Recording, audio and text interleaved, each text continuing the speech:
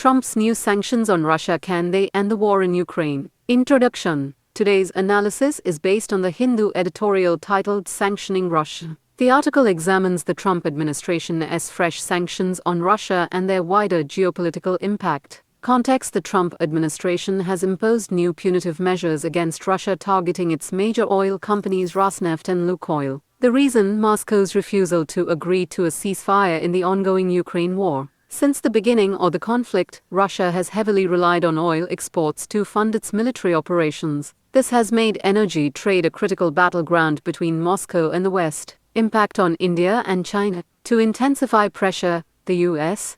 has introduced a 25% additional tariff on Indian imports of Russian oil, double the rate imposed on most other countries. Interestingly, China, another major buyer of Russian crude, has been spared this extra levy. However, reports now suggest that both China and India are reconsidering their dependence on Russian oil. Several Chinese state oil firms have suspended purchases, while Indian refiners are planning a gradual reduction in imports. Strategic objective. At the heart of Trump's move is his attempt to break Putin's strategic will and force him to return to peace talks. Earlier diplomatic efforts, including one summit in Alaska and another planned in Budapest, failed after ceasefire talks collapsed. The US is now aligning with the European Union, which has announced its 19th sanctions package. These sanctions target Russia's technology supply chains, energy revenues, and financial networks, tightening the screws on Moscow's economy. Will sanctions work? The editorial cautions that it's still too early to celebrate. The real test lies in how strictly these sanctions are enforced.